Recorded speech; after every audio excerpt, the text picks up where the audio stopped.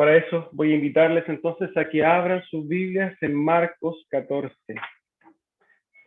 El Evangelio de Juan Marcos, en su capítulo 14, es lo que vamos a leer el día de hoy, siguiendo, ¿cierto?, nuestra exposición del libro de Marcos. Vamos a leer desde el versículo 66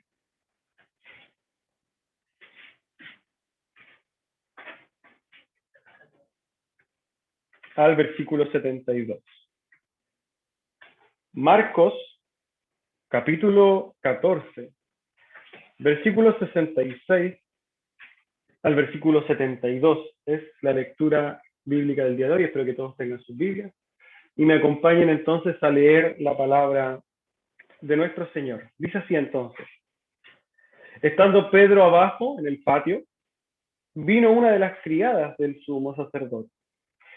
Y cuando vio a Pedro que se calentaba mirándole, dijo: tú también estabas con Jesús el Nazareno. Mas él negó, diciendo: no le conozco, ni sé lo que dices. Y salió a la entrada y cantó el gallo. Y la criada, viéndole otra vez, comenzó a decir a los que estaban allí: este es de ellos. Pero él negó otra vez. Y poco después, los que estaban allí dijeron otra vez a Pedro: verdaderamente tú eres de ellos, porque eres Galileo y tu manera de hablar es semejante a la de ellos. Entonces él comenzó a maldecir y a jurar: no conozco a este hombre de quien habláis. Y el gallo cantó la segunda vez. Entonces Pedro se acordó de las palabras que Jesús le había dicho: antes que el gallo cante 2 veces, me negarás 3 veces. Y pensando en esto, lloraba. Amén. Vamos a tener un pequeño momento de oración, hermanos, para poder pasar entonces a la exposición. Amado Rey,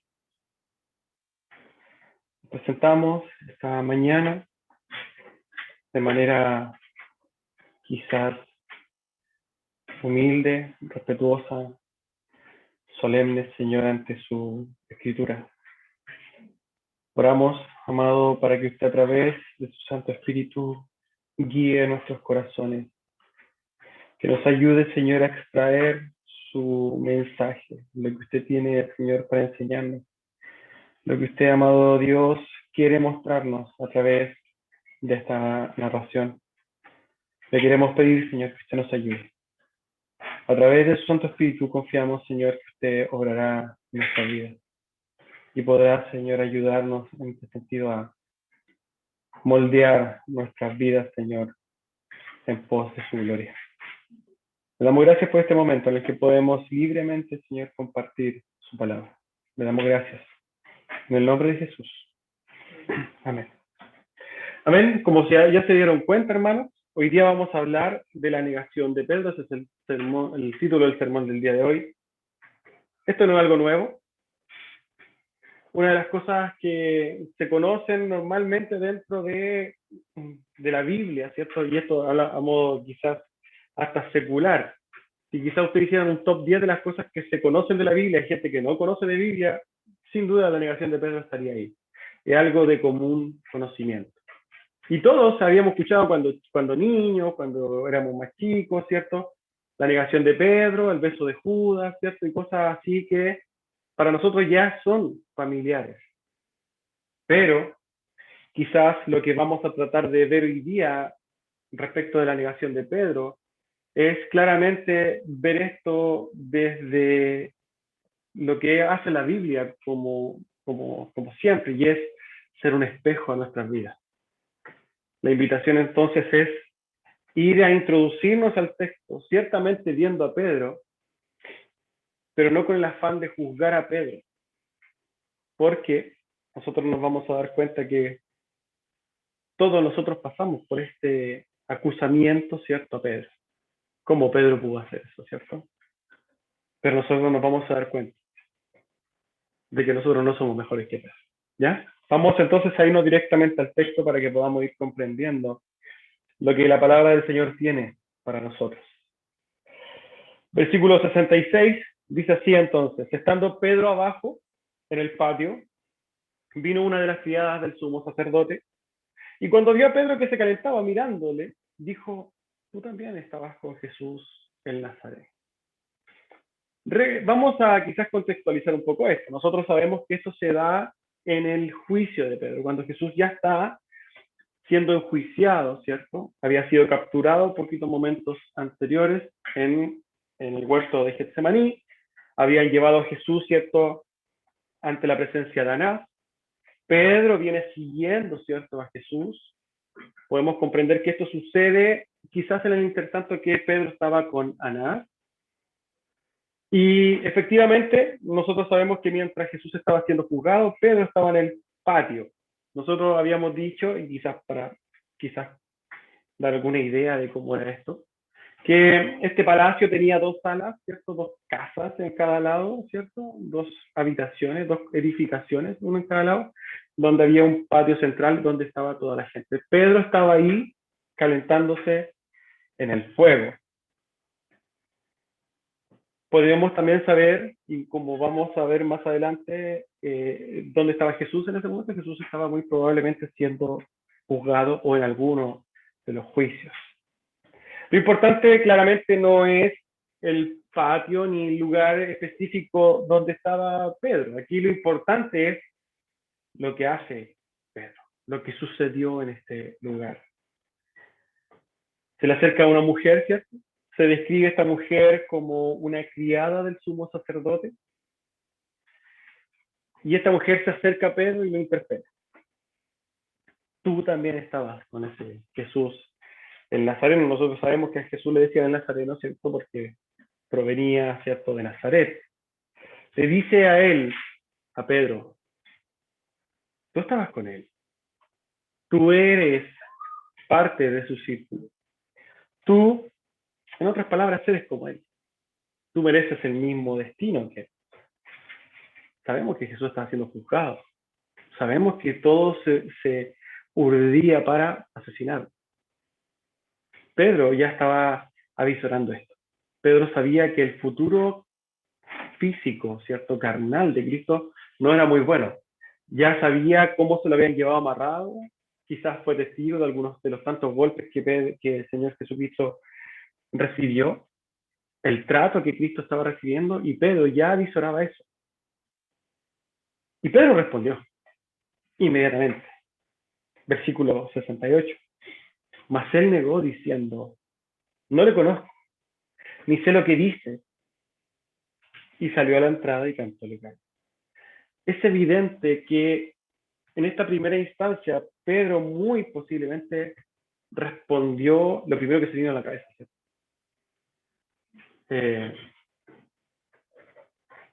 La acusación, las palabras de esta criada no era algo que Pedro esperaba. Lo tomó por sorpresa.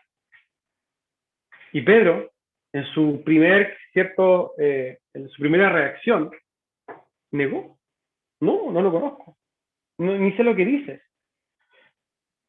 El temor, ¿cierto?, fue algo que nació inmediatamente en el corazón de Pedro. Ahora bien, esta reacción quizás podría ser justificable porque estoy seguro que cada uno de nosotros ha caído en este error, ¿cierto?, de que nos han preguntado algo muy, muy rápido y realmente nosotros sin siquiera pensar hemos respondido, y muchas veces hemos respondido una mentira, un error, algo que no corresponde, ¿cierto? Por tanto, quizás analizándolo desde este punto, el hecho de que Pedro negara 3 veces a Cristo era algo que venía a ser un agravante. En otras palabras, negarlo una vez porque te descuidaste, ya es parte de nuestra humanidad. Pero negarlo 3 veces, ya tú no eres alguien que respondió de forma inconsciente. Tú respondiste sabiendo lo que estabas haciendo. Las palabras de aquella mujer entonces tomaron por sorpresa a Pedro. Pedro en ese momento no tuvo tiempo ni siquiera de pensar, ¿cierto?, en las promesas preciosas que le había dicho a Jesucristo esa misma noche, ¿cierto?, en la última cena. Recordemos que esto ha sucedido, todo lo que veníamos conversando hace más o menos 4 o 5 semanas ha sido todo en la misma noche. No consideró Pedro que en ese mismo día, en esa misma noche, él le había dicho a su amado maestro, no, Señor, todos se van a escandalizar, pero yo contigo, yo voy hasta la muerte. Palabras que ciertamente en este momento, hermanos, se transformaron en palabras totalmente vacías. Nosotros quizás, si somos objetivos y miramos desde una manera crítica este texto y poniéndonos a nosotros la luz de este texto, vamos a darnos cuenta que nosotros, tal como Pedro, hemos caído en los mismos errores. ¿Cuántos de nosotros nos ha prometido, Señor, yo haré esto, ¿cierto? Sí o sí, o yo nunca más haré esto. Pero llega el punto donde fallamos.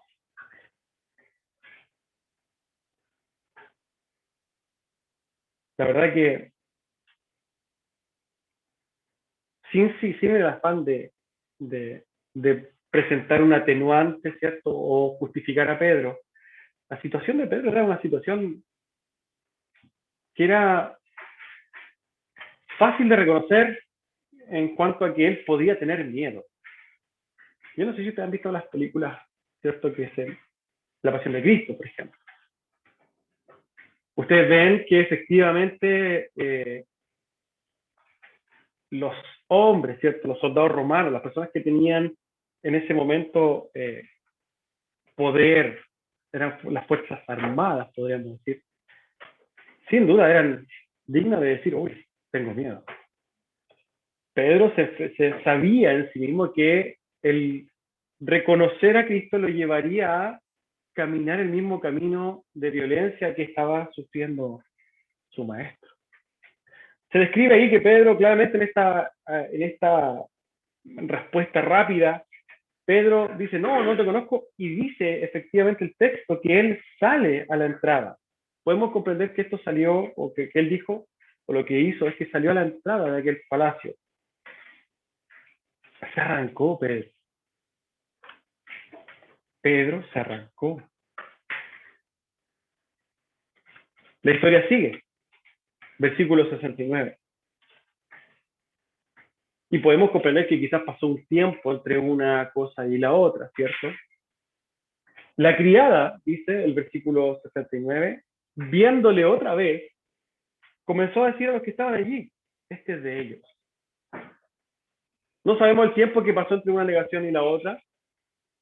Siempre las historias se cuentan una seguida de la otra. En la misma narrativa bíblica nosotros vemos que se cuenta inmediatamente, pero no sabemos cuánto tiempo pasó. Y quizás podríamos decir que el tiempo que pasó puede ser un agravante para la negación de Pedro. ¿Por qué?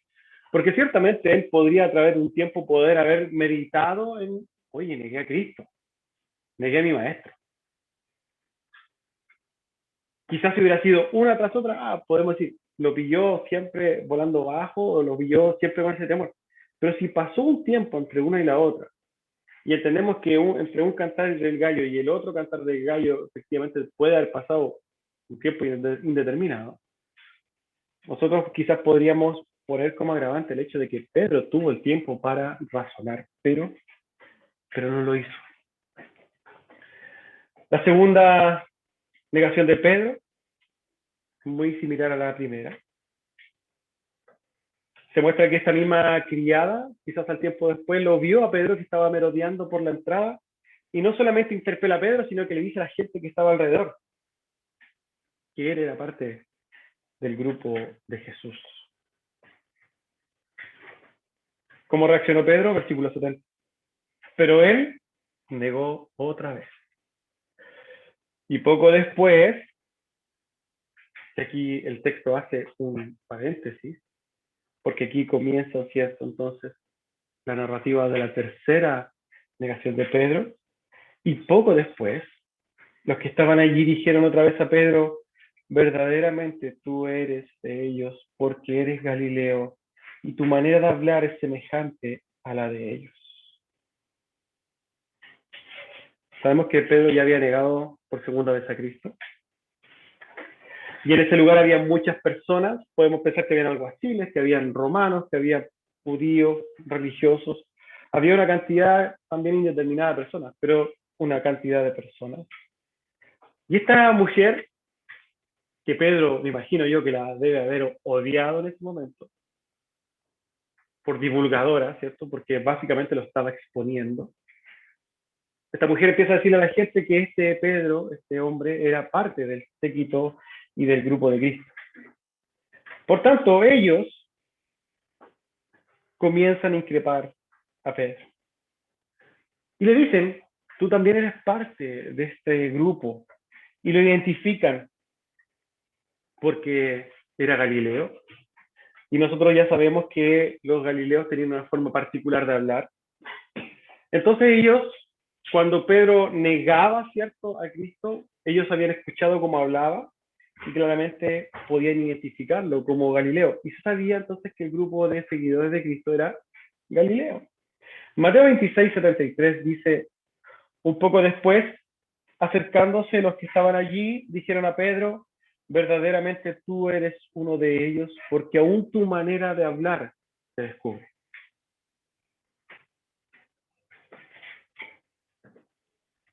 Pedro tenía ciertas características, ¿cierto? Entonces que lo hacían, que lo acusaban. Pedro tenía un acento galileo que lo acusaba como, valga la redundancia, Galileo. Nosotros si hablamos con un argentino, sabemos inmediatamente, ¿cierto?, que es argentino. ¿Por qué? Por cómo habla. Si hablamos con una persona de Chiloé, no sé si está en Chiloé, la gente de Chiloé habla de una forma particular y uno puede identificarlo. Lo mismo sucedía en aquel momento. Los galileos hablaban de una forma particular y eran fácilmente reconocibles por los demás. Ahora bien, aquí se empieza entonces a narrar la debacle definitiva, ¿cierto?, de Pedro. Porque esta es la tercera vez que Pedro tenía la oportunidad de defender a su maestro, de decir, sí, efectivamente yo soy su seguidor. Versículo 71. Entonces, Pedro comenzó a maldecir y a jurar, diciendo, no conozco a este hombre de quien habláis. Y ciertamente llega a ser doloroso ver o leer este pasaje. Llega a ser doloroso leer la reacción de Pedro. Pedro no solamente se quedó con negar. El texto dice que él comenzó a maldecir y a jurar que no conocía a este hombre. Pedro aquí mostró una caída absoluta, terrible. Pedro, y quizás lo invito a imaginarse esta escena. Pedro actúa como enojado, así como desesperado, descontrolado. No, no, yo no lo conozco. Y empieza a lanzar maldiciones. Imagínense quizás el punto ya de corrupción de Pedro en ese momento, que Pedro empieza a maldecir. Cuando se utiliza estas maldiciones, en otras palabras, era como poner maldición sobre mí. Una cosa como que Dios me maldiga si es que yo estoy mintiendo. Esto es lo que estaba haciendo Pedro. Imagínense, a Pedro no le importó absolutamente nada lo que dijo. Lo único que quería Pedro era salvarse de una posible amenaza. En este caso, el apresamiento, ¿cierto? El maltrato. Y empieza a jurar en vano. Empieza a jurar. Ciertamente jurar era uno, ¿cierto?, de los mandamientos. Aquí se dice jurar, pero muy probable que en el mismo nombre de Dios no haya dicho no solamente que Dios me maldiga, sino que también lo juro por el nombre de Dios. Pedro estaba totalmente fuera de sí.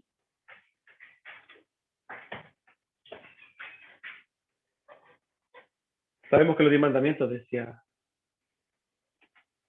que no debíamos utilizar el nombre, ¿cierto?, de Dios, tampoco en vano. Estimar el nombre de Dios como primera cosa, ¿cierto? Pero a él no le interesaba absolutamente nada en este momento. Él solamente estaba pendiente de las circunstancias que le rodeaban en ese momento. ¿Estaba ahí invocando maldición sobre sí mismo?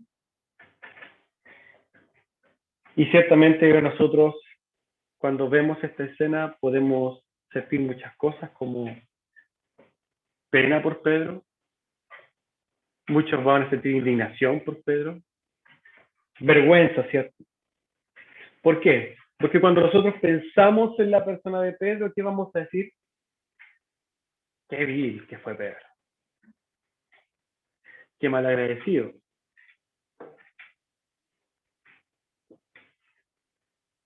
qué traidor fue Pedro. Porque ciertamente nosotros vemos estas conductas y son de una persona vil, actuó con vileza, ¿cierto? Fue malagradecido, ¿por qué? Porque había caminado con Cristo 3 años. Cristo no solamente, ¿cierto?, había sanado a su suegra, sino que le había dado, lo había transformado en un pescador, un pescador normal y le había prometido convertirlo en un pescador de hombres. Le había mostrado una serie de cosas, el verdadero sentido de la vida. Pero este hombre, este Pedro, no le importó absolutamente nada. Fue traidor, porque él mismo le había jurado lealtad a su maestro y en ese momento estaba yendo en un sentido totalmente contrario. Qué egoísta que fue Pedro, ¿no? Pedro, en su ego, en sí, estaba pensando solamente en sí. Nada le importaba más que su propia persona. Pedro era un egoísta. Y yo le invito ciertamente a juzgar a Pedro. Que realmente entienda que Pedro fue vil, que fue un malagradecido, que fue un traidor, que fue un orgulloso. Porque Pedro fue un orgulloso. Se puso a sí mismo y su amor por sí mismo por sobre cualquier cosa. Incluso no le interesó en lo absoluto utilizar el nombre de Dios en vano, ni incluso haber traicionado a aquel con el que había compartido 3 años. Qué inconsciente, qué bajo que cayó. Podríamos añadir que fue cobarde. Pedro fue un hombre cobarde, un mentiroso, débil. Si nosotros empezamos a analizar un montón de cosas, son puras cosas negativas. Pedro fue totalmente despreciable. Fíjese que a Pedro no le importó el amor de su maestro, los años que caminaron juntos, las enseñanzas, la transfiguración. No le importó la multiplicación de los alimentos, no le importaron las sanaciones, la cual incluía a su suegra, no le importaron los milagros, no le importaron las promesas, no le importó la enseñanza, no le importó absolutamente nada de lo que había vivido, solamente le importó él y sus circunstancias inmediatas. Nada más que eso. Derechamente a él no le importó en lo absoluto Cristo. Él negó a Cristo, despreció a Cristo. Y espero que de todo corazón creo y espero, hermanos, que usted en este momento haya juzgado fuertemente a Pedro. Que usted derechamente entienda que Pedro actuó de una manera vil, totalmente despreciable y de la peor forma. Espero que usted sea muy fuerte juzgando a Pedro en este momento. ¿Por qué? Porque cuando usted esté juzgando fuertemente a Pedro ahora, se va a estar juzgando a usted mismo. Porque cada uno de nosotros, los que estamos parados aquí, los que están oyendo en su casa y los que quizás van a oír este sermón, somos todos iguales que Pedro. Porque cada uno de nosotros ha negado a Jesús, cada uno de nosotros niega a Jesús y cada uno de nosotros va a negar a Cristo en un futuro inmediato o en un futuro lejano. Cada uno de nosotros, hermanos, ha negado a Cristo. Nosotros en lo absoluto somos mejores que Pedro. Nosotros no somos más valientes que Pedro. Nosotros no somos más agradecidos que Pedro, nosotros no somos de alguna manera más respetados o dignos de respeto que Pedro, nosotros no somos en lo absoluto mejor que Pedro, porque si hubiéramos estado ahí, es muy probable que hubiéramos hecho lo mismo que Pedro. ¿Por qué? Porque Pedro negó a su maestro en virtud de un peligro real. Nosotros en esta sociedad acomodada negamos a Cristo no porque veamos nuestra integridad física en peligro, lo negamos porque somos amantes del placer, lo negamos porque somos totalmente orgullosos, lo negamos porque somos totalmente pervertidos, lo negamos porque realmente nos importa más el que dirán y solamente eso, nos importa el que dirán. Ni siquiera nos importa si es que los que dicen algo de nosotros nos van a matar, no. Solamente somos amantes de nuestra propia imagen y por eso somos capaces de negar a Cristo. Porque nosotros negamos a Cristo por tonteras. Nosotros negamos a Cristo porque queremos, ¿cierto?, proyectar cosas que tampoco somos. Nosotros negamos a Cristo por vicios, nosotros negamos a Cristo por placeres, nosotros negamos a Cristo en una serie de cosas. Negamos a Cristo por flojera, hermano. Negamos a Cristo porque preferimos ver un partido. Por cosas absurdas preferimos negar a Cristo. Y quizás lo de Pedro claramente es totalmente digno de ser juzgado, pero ¿qué hay de nosotros, hermanos? ¿Qué consideración tenemos nosotros por Cristo? La iglesia constantemente niega a Cristo. Nosotros negamos a Cristo cuando, por ejemplo, en vez de predicar, empezamos a enseñar filosofía humana. Es una negación de Cristo. Cuando en vez de presentar el Evangelio, cierto, empezamos a decir que Dios te ama, sacando cosas de contexto, también es una negación de Cristo. Cuando nosotros ocultamos nuestro cristianismo, también es negar a Cristo. Cuando pasamos desapercibidos, somos negadores de Cristo. Cuando nosotros pecamos en nuestra intimidad, donde pensamos que nadie nos ve, créanme que estamos negando a Cristo. Por tanto, hermanos, ese es un tremendo espejo lo que hace el Señor. Es muy sabio el Señor cuando dice que el hombre no puede ver, o sea, está pendiente, ¿cierto?, de ver la astilla en el ojo ajeno, pero no puede ver una viga que tiene en su propio ojo. Es fácil ver, ¿cierto?, a Pedro y juzgarlo. Es fácil. Y hasta nos genera cierta autoestima, ¿cierto? Yo no hago esto, ¿cierto? Y esto pasa no solamente con Pedro, pasa con hermanos. Oye, el hermano, ¿cómo hace eso? Yo nunca lo haría. Lo hace. Porque nosotros todos estamos muy lejos, hermanos, de caminar como Cristo realmente quiere que caminemos. Pero tenemos que esforzarnos. No estoy diciendo con esto que justifiquemos a todos los hermanos que hoy día son unos flojos, que no les importa nada el cristianismo, que solamente el cristianismo significa un domingo en la mañana o un domingo durante el día. No, todo lo contrario. Esforcémonos en la fe. Versículo 72, ¿qué es lo que dice?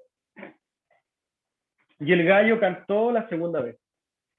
Entonces Pedro se acordó de las palabras que Jesús le había dicho. Antes que el gallo cante 2 veces, me negarás 3 veces. Y pensando en esto, lloraba. Quiero que por favor trate de trasladarse a ese momento, de que se imagine, quizás utilizando imágenes de alguna película que vio, no sé, da lo mismo, pero que se imagina a Pedro al momento en que niega por tercera vez a su maestro, de repente oye un canto del gallo. La profecía que Cristo le había dado momentos antes se estaba cumpliendo al pie de la letra.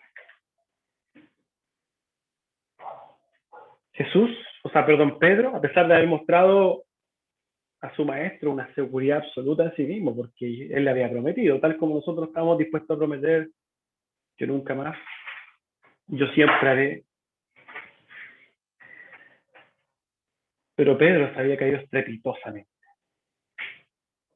Le prometió a su maestro que daría la vida, ¿cierto? Que dejaría todo, que iría con él a la misma muerte, pero en ese momento se había cumplido las palabras que Jesús le había dicho al escuchar, ¿cierto?, el segundo gallo del canto.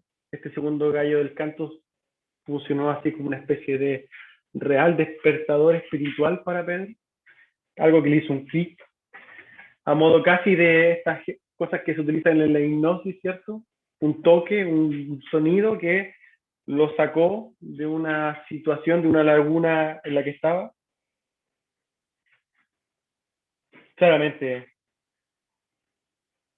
se había cumplido lo que el maestro le había dicho.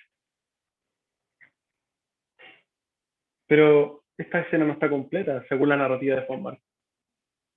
Aquí sucede algo mucho más profundo y mucho más hermoso. Y es lo que relata Juan y Lucas. Nosotros vamos a leer el pasaje de Lucas, que también lo dice. Versículo 22, perdón, capítulo 22 de Lucas, versículo 60. Y Pedro dijo, hombre, no sé lo que dices. Y enseguida, mientras él todavía hablaba, el gallo cantó. Entonces, vuelto el Señor, miró a Pedro, y Pedro se acordó de la palabra del Señor que le había dicho que antes que el gallo cante me negarás 3 veces. Y Pedro, saliendo fuera, lloró amargamente. Al momento que Pedro niega a Cristo por tercera vez,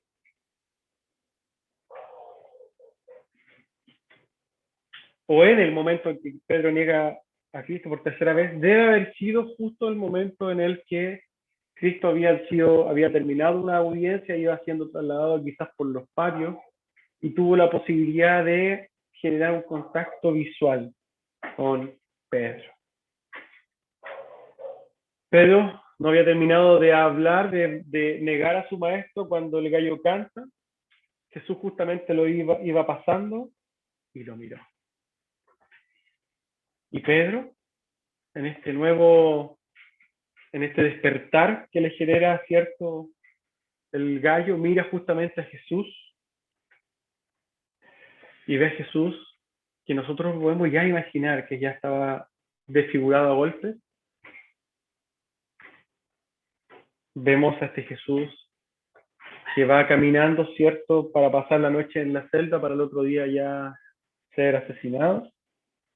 Y mira a su discípulo amado, ¿cierto? Lo mira dejando y alejando de sí todo el dolor que él tenía, ¿cierto? Y mira a Pedro lleno ciertamente de dolor, pero con unos ojos también llenos de perdón. Jesús no estaba pensando en el dolor que le habían causado, ¿cierto?, sus enemigos, los alguaciles que lo golpeaban, ¿cierto? Los ojos de Cristo no estaban puestos en su dolor, en su persona, en sus circunstancias. Los ojos de Cristo estaban puestos en su discípulo infiel. Cristo estaba dejando de lado todo el abuso recibido, toda la crueldad de sus captores, los insultos, los escupos, los golpes, para centrar su atención en aquel que más aún le estaba negando. Estaba poniendo sus ojos sobre aquel que lo había traicionado. Y esto nos demuestra, hermano, el tremendo y profundo amor de nuestro Señor, no solamente para con Pedro, que es la imagen que hoy día nosotros vemos, sino que con cada uno de nosotros. Es el mismo amor que Jesús le mostró a Pedro en ese momento, es el mismo amor que nosotros recibimos día a día cuando nos comportamos como Pedro, Cuando nosotros negamos a Cristo constantemente, recibimos del Señor el perdón, una manifestación profunda de misericordia y de amor. Nosotros como su iglesia somos receptores de una gracia, hermano, incomparable, de un perdón ilimitado, de un amor que ciertamente es inexplicable. Porque a pesar de nuestras transgresiones, de nuestras rebeldías, de nuestras maldades, el amor de Dios no cambia con nosotros. No cambia el amor de Dios por nuestros errores, por nuestras vilezas, porque la cruz, su muerte en la cruz, limpió toda nuestra maldad. Esto no es un llamado a quizás aprovecharse de la gracia. No es un llamado a decir, bueno, si Dios nos perdonó, entonces vamos y hagamos y neguemos a Dios porque nuestras transgresiones son pagadas. Todo lo contrario. El amor de Cristo para con nosotros debe llevarnos profundamente al arrepentimiento. Porque cuando nosotros vemos a Pedro, que él se dio cuenta efectivamente de lo que había hecho, mostró que Pedro en sí mismo era un hijo de Dios. Pedro sale de ahí y dice la Escritura que él lloró amargamente. Yo quiero invitarles a pensar en el dolor que sufrió Pedro en ese momento. Que tratemos de meditar en el tremendo, cómo el dolor de Pedro lo debe haber carcomido por dentro. Nosotros ciertamente hemos muchas veces actuado mal. Y esto cuando somos amonestados por el Espíritu Santo, cuando realmente nos damos cuenta de lo que hemos hecho, hemos sentido dolor. Pero lo que hizo Pedro no se compara a lo que hemos hecho nosotros. Pedro había negado a su Señor, a su Dios.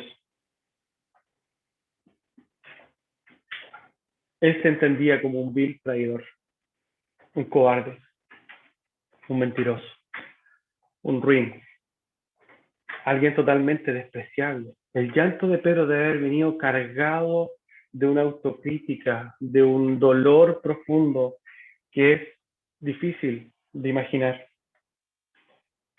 ¿Cómo no iba a llorar Pedro si había traicionado a su Dios?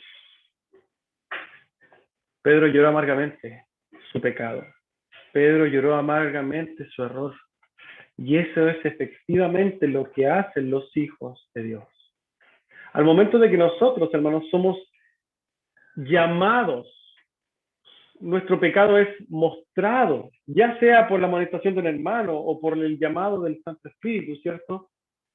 Nosotros somos contristados profundamente. El dolor de nuestro pecado debe llamarnos a llorar, a derramarnos. El Señor, ¿cierto?, dice en su palabra que Él es fiel para perdonarnos cuando nosotros hemos pecado. Somos llamados, ¿cierto?, por el Espíritu Santo a ir en oración, pedir perdón por nuestra transgresión y recibir la gracia perdonadora de Dios. La diferencia está con Judas.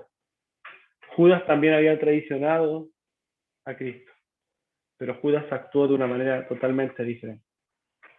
Judas no se arrepintió, solamente sintió un remordimiento, pero también sintió un dolor carnal.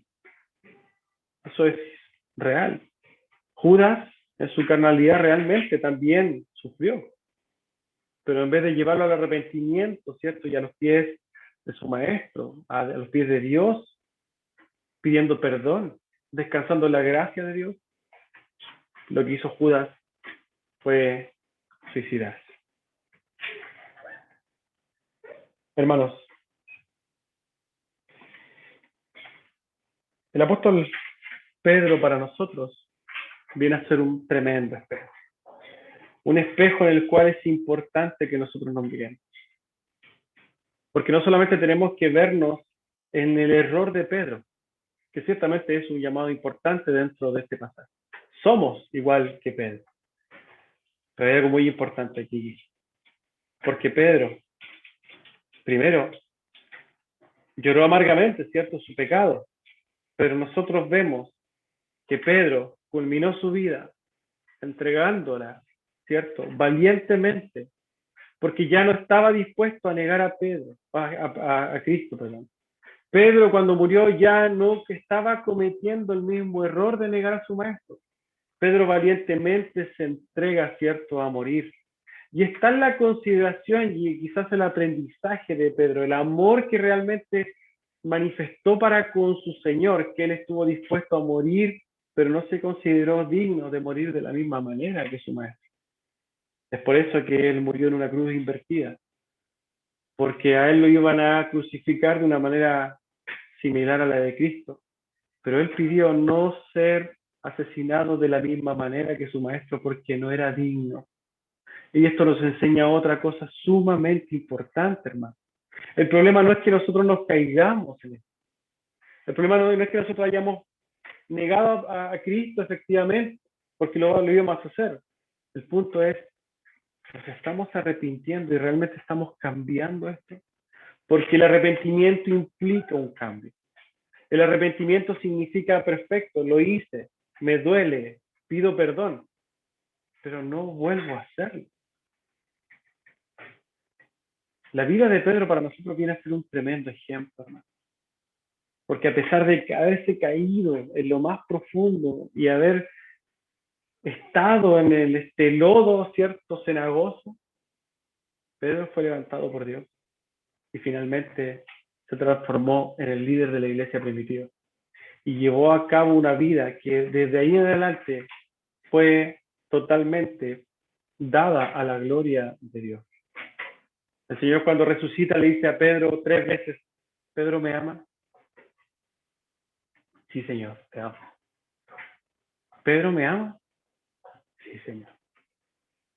Quizás en la mente de Pedro, cuando le pregunta por tercera vez y dice la palabra que Pedro como que se contristó, puede que Pedro haya pensado también, está bien que me pregunte, pues si yo ya lo hice, yo ya te negué.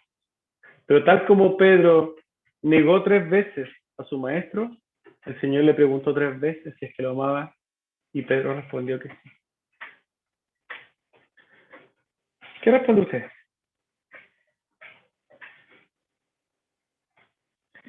Si el Señor estuviera aquí y le dijera, ¿usted me ama? Espero que la respuesta sea que sí.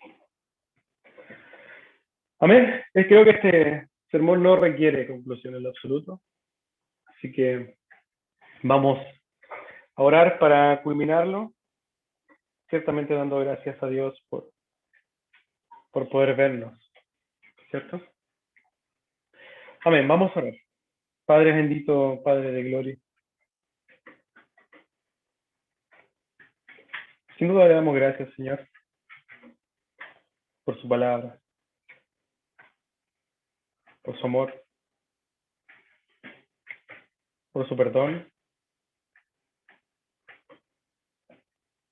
por su consejo, Señor, por su mensaje, por su preocupación para con nosotros, por el llamado constante que nos hace, Señor, a revisar nuestras vidas, a revisar, Señor, nuestra profesión de la fe, a revisar nuestra piedad, a revisar, Señor, nuestros propios corazones.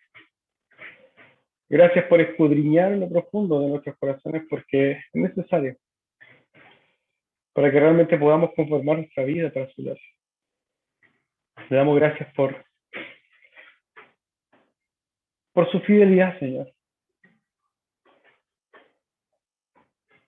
Porque ciertamente esa fidelidad que usted tiene en lo absoluto es como la nuestra. Pero también gracias, Señor, porque usted se ha asegurado de que nuestra salvación, de que la vida eterna, de que nuestra seguridad en usted no sea, Señor, y no esté condicionada por nuestras obras, Señor, sino por lo que usted ya hizo.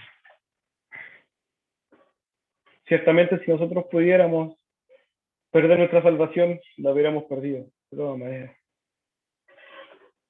Pero su gracia es absoluta, Su perdón es total. Y nosotros como sus hijos le damos gracias y le pedimos que nos ayude a responder cada día de una mejor manera. Le damos gracias, Señor, en el nombre de Jesús. Amén.